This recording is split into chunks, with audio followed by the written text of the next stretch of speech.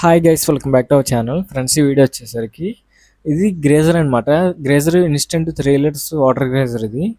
ఇది రిపేర్ కోసం మనకు ఒక కస్టమర్ అయితే ఇవ్వడం జరిగింది. ఇది మెయిన్ ప్రాబ్లం ఏంటంటే ఎక్కువగా మనకి గ్రేజర్లో ట్యాంక్లో వాటర్ అయిపోయినప్పుడు గ్రేజర్ అనేది ఎక్కువ శాతం ఆన్ చేసి ఉంచుతారనమాట. అంటే వాటర్ అయినాయి లేదని వాళ్ళకి తెలియక గ్రేజర్ ఆన్ చేసుకున్నప్పుడు ఇలా ఏమవుతుందంటే గ్రేజర్లో లోపల ఎలిమెంట్ ఏదైతే ఉందో ఆ ఎలిమెంట్ అనేది హీట్ అయ్యి గ్రేజర్ అంతా కూడా ఇది మొత్తం హీట్ అయ్యి వేడెక్కిపోవడం వల్ల లోపల ఏమవుతుందంటే ప్లాస్టిక్ రబ్బర్ ఉంటుందన్నమాట. వాటర్ లీకేజ్ అవ్వకుండా ఉండడానికి ఆ రబ్బర్ కరిగిపోయి లోపల మొత్తం మనకి కొంచెం కాలిన స్మెల్ వచ్చి లోపల ఏమవుతుందంటే ఈ ఎలిమెంట్ అనేది కాలిపోయి లోపల బ్రేక్ అయిపోద్ది అనమాట. ఇది బ్రేక్ అయినప్పుడు ఎక్కువగా మనకి వాటర్లోంచి కరెంట్ అనేది రావడం, మనకి ట్యాప్స్ అయినా పట్టుకుంటే షాక్ కొట్టడం వంటివి జరుగుతాయి అనమాట ఎక్కువగా.